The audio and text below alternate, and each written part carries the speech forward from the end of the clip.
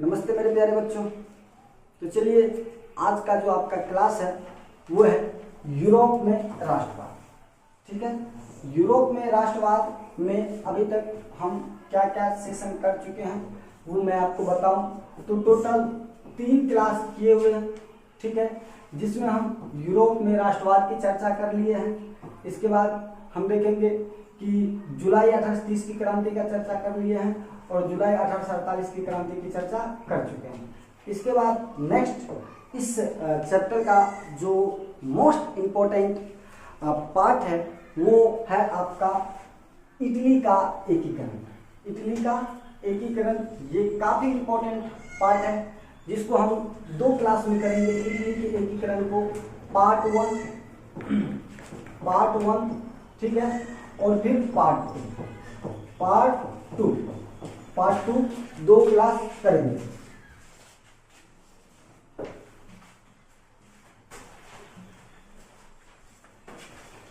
ठीक है मेरे प्यारे बच्चों, तो इस तरह से 2 क्लास हम करेंगे जो इटली के एकीकरण पे होगा। इटली के एकीकरण को आपके बुक में भी 2 चरणों में बताया गया है। 2 चरणों में बताया गया है। ठीक है, तो चलिए देखते हैं। पहले चरण में हम इटली के एकीकरण को देखते हैं। जो ज़्यादा टाइम का ये क्लास नहीं रहेगा, हाँ, लेकिन आप इस क्लास को बेहतर समझेंगे, ये बिल्कुल सही है। ठीक है, चलिए देखते हैं।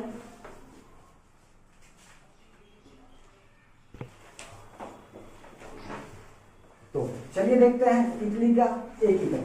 ठीक है, इटली के एकीकरण में सबसे पहला जो है आपका यहाँ से शुरू करते हैं हम इटली का एकीकरण। ठीक है, देखिए 19वीं शताब्दी, कौन सी शताब्दी है? इटली 19वीं शताब्दी के आरंभ में एकमात्र भौगोलिक अभिव्यक्ति था। मतलब इटली जो था सिर्फ एक भूखंड था, इसे देश नहीं कह रहे थे। ठीक है, सिर्फ एक भौगोलिक अभिव्यक्ति था। इसको एक स्वतंत्र देश का सम्मान गौरव प्राप्त नहीं था। जहां कई स्वतंत्र राज्य हुआ करते थे, इटली भूखंड जो था, इटली भूभाग जो था, इस इटली भूभाग जो आज वर्तमान में है, उसी भूखंड पे कई छोटे छोटे स्वतंत्र राज्य हुआ करते थे। इस कारण यहाँ अलगाव की भावना थी। जब अलग अलग थे तो यहाँ पे अलगाव की भावना काफी ज्यादा था, लोगों में एकता नहीं थी।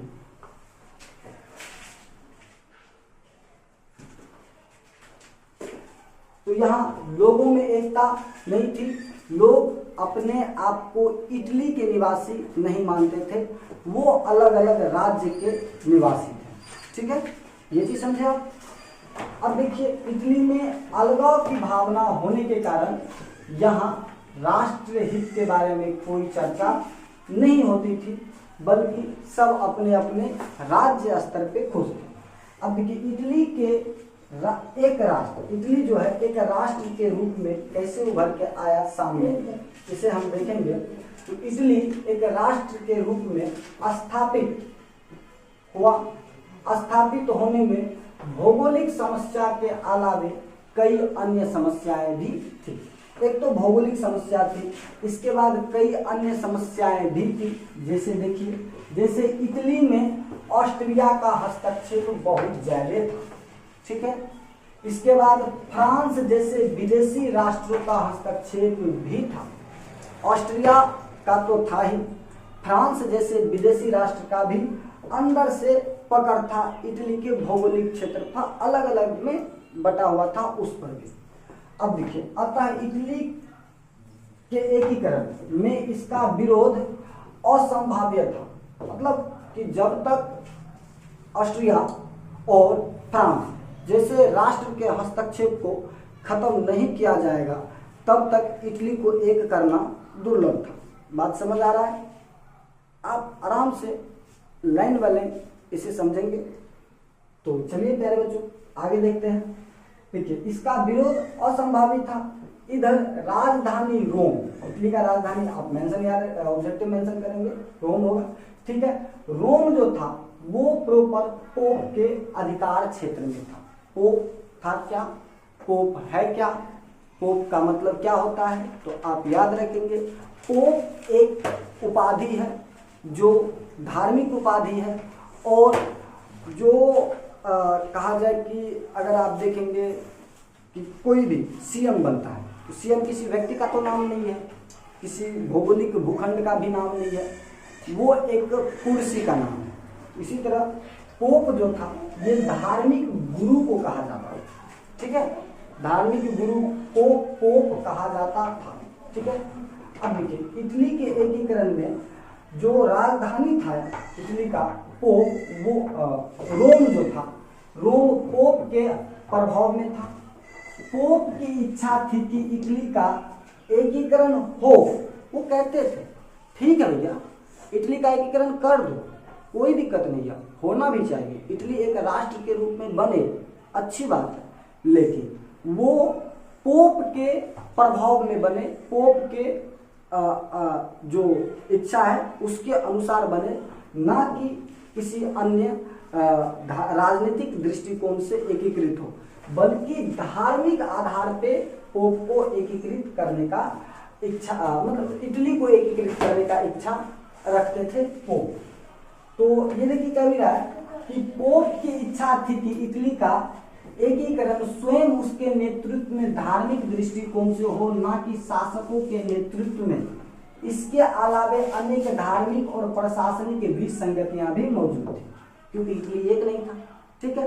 तो पोप अलग अपना मन बना के बैठा है कि इटली का एकीकरण होगा तो मेरे नेतृत्व में होगा, धार्मिक दृष्टिकोण से होगा, किसी शासक के नेतृत्व में नहीं होगा, शासक सब अलग दिमाग लगा के बैठे हुए हैं। ऊपर से इटली भौगोलिक विविधता में रहा, वहाँ पे कई भौगोलिक समस्याएं भी थी, उसके बाद विदेशी हस्तक्षेप भी था।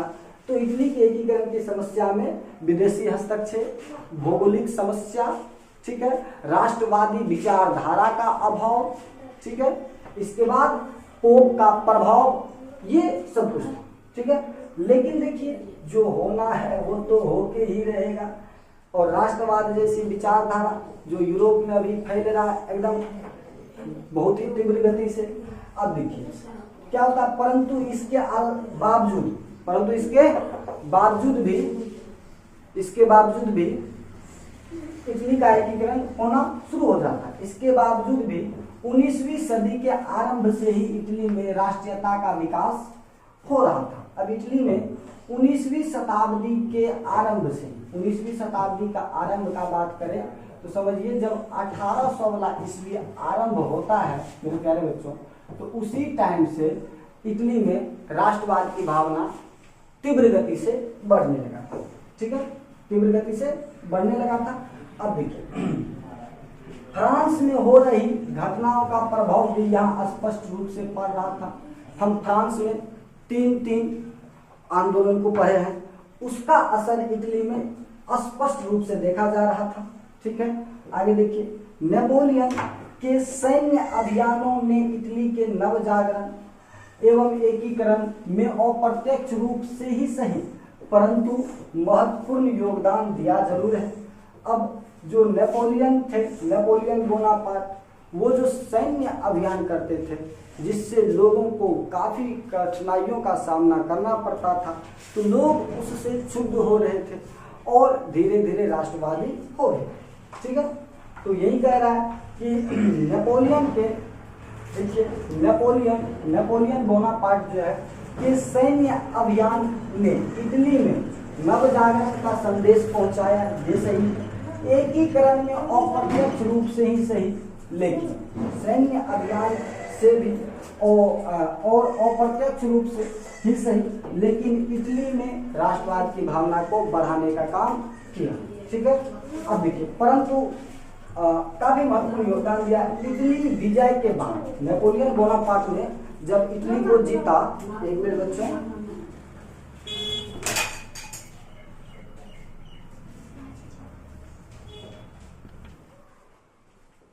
तो चलिए आगे देखते हैं। यहाँ से आप फिर से देखिए कि नेपोलियन के सैन्य अभियानों ने इटली के नवजागरण तथा एकीकरण में अप्रत्यक्ष रूप से ही सही लेकिन महत्वपूर्ण योगदान दिया। इटली में जो ये नए जागरूकता फैल रही है उसको बढ़ाने में काफी योगदान दिया।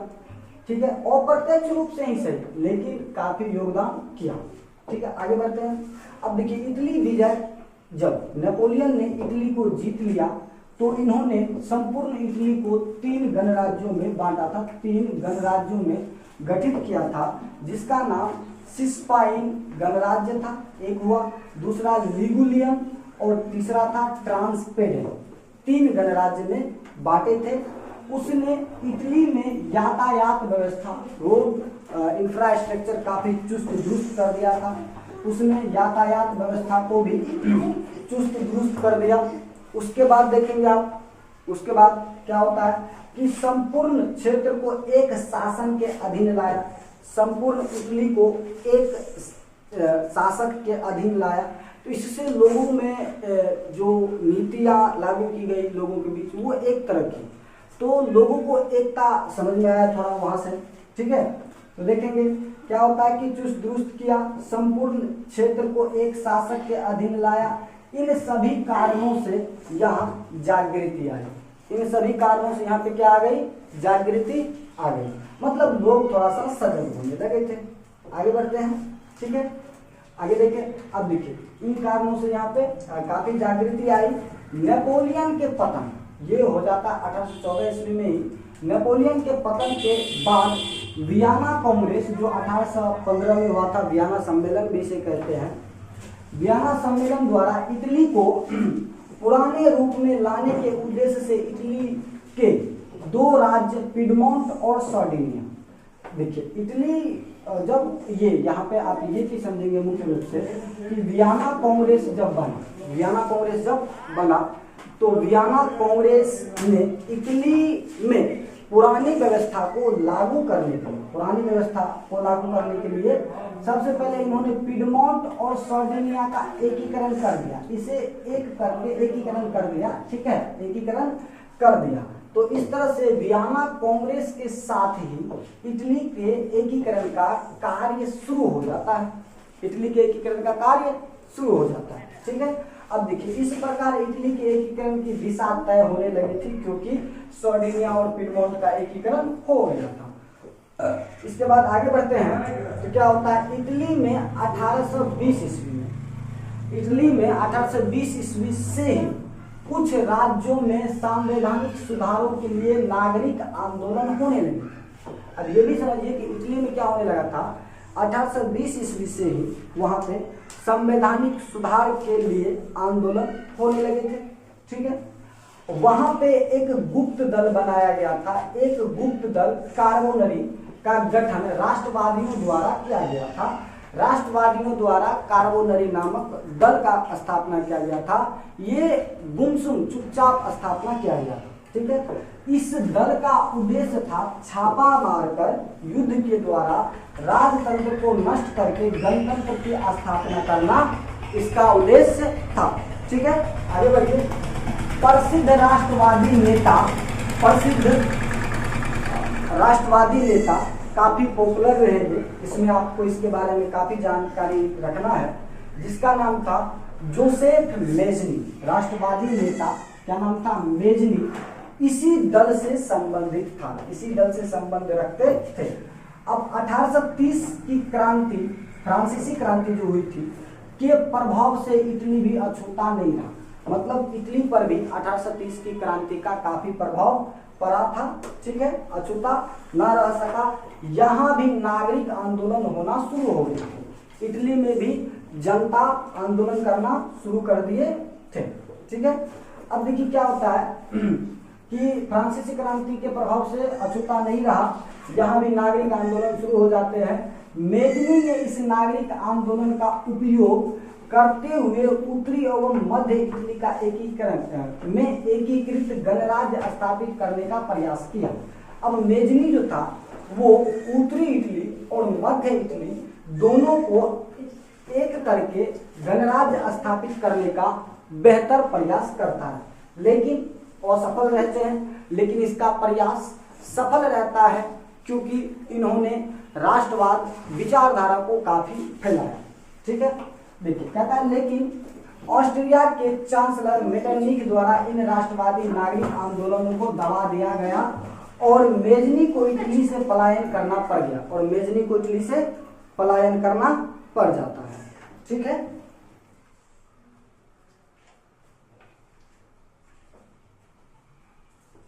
ठीक है, आगे बढ़ते हैं। तो मेजनी इस तरह से चले जाते हैं तत्काल इटली छोड़ करके, क्योंकि उन्होंने प्रयास किया और उसके आंदोलन को कुचल दिया गया। तो इस स्थिति में मेजनी का उस देश में रहना थोड़ा दुर्लभ हो गया। आगे बढ़ते हैं। अब देखिए क्या होता है, मेजनी के बारे में जानते हैं, क्योंकि ये काफी महत्वपूर्ण यूरोप में राष्ट्रवाद के मुद्दा को लेकर के ये व्यक्ति रहा। ठीक है, अब मेजनी को आप देखेंगे तो काफी, ये मेजनी है, ये मेजनी जी हैं। मेजनी काफी मेहनती, काफी योग्य, जितना भी बोले इसके बारे में कम ही होगा। तो ये काफी अच्छे व्यक्ति थे, उदारवादी भी थे। देखिए मेजनी जो था, मेजनी साहित्यकार भी था, गणतंत्र विचारों का समर्थक था और योग्य सेनापति भी था। याद रखेंगे, मेजनी योग्य सेनापति था, साहित्यकार था और ये गणतंत्रवादी विचारधारा के समर्थक थे। वह तात्कालिक राजनीतिक परिस्थितियों की बेहतर समझ नहीं रखता, मतलब वर्तमान में जिस तरह का कुतूहल था उस माहौल को ये बेहतर नहीं समझ पाते थे, उस माहौल को ये बेहतर नहीं समझ पाते थे। हाँ, लेकिन ये एक अच्छे राजनेता जरूर थे। अतः उसमें आदर्शवादी गुण अधिक था, व्यवहारवादी गुण कम था। ठीक है, उसमें आदर्शवादी गुण अधिक था और व्यवहारवादी गुण कम था। एक मेरे बच्चों,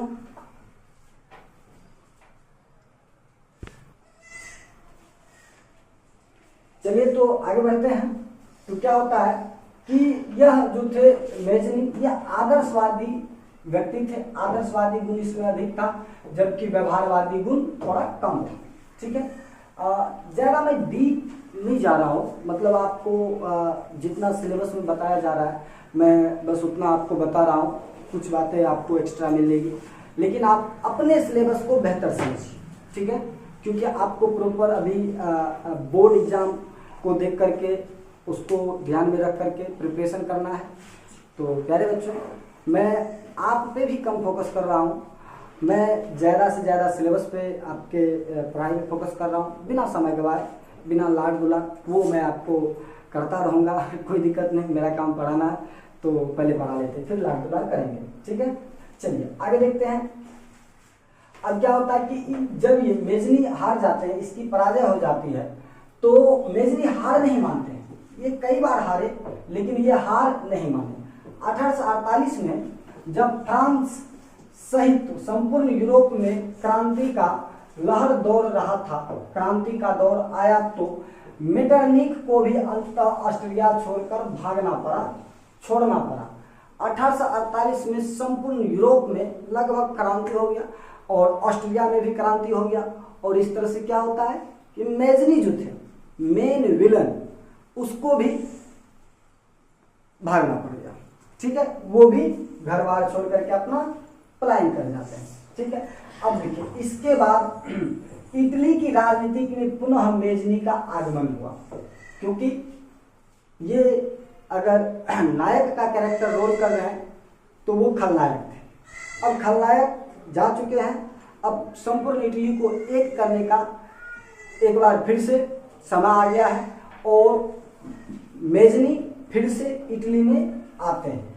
इटली के एकीकरण में इसका दौर शुरू होता है, इटली में फिर से इसका आगमन हुआ।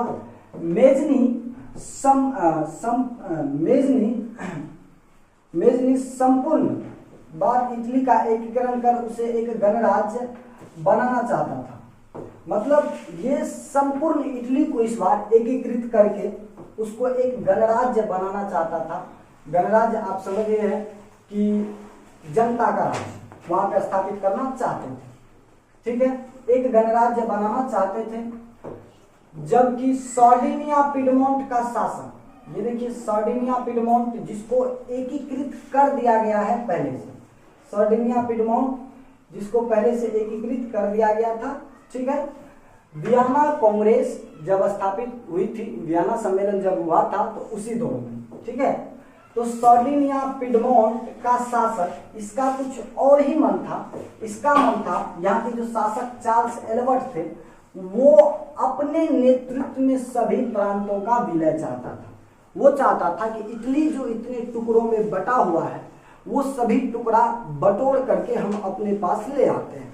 मतलब सार्डिनिया पिडमोंट का ये विस्तार करना चाहते थे। अब देखिए, उधर पोप भी इटली को धर्मराज्य बनाने का पक्षधर था। पोप पहले से ही चाह रहा था कि इटली का एकीकरण हो, उसमें पोप को कोई आपत्ति नहीं है, लेकिन धार्मिक दृष्टिकोण से हो, पोप के नेतृत्व में हो। ठीक है, पोप भी अब अपना काम करना चालू कर देता है। अब देखिए, इस तरह विचारों के टकराव के कारण इटली के एकीकरण का मार्ग अवरुद्ध हो गया था। अब इस तरह से चारों तरफ से विचार टकरा रहा था, तो इटली का एकीकरण हो ही नहीं पा रहा था। ठीक है, आगे बढ़ते हैं। आगे देखिए क्या होता है।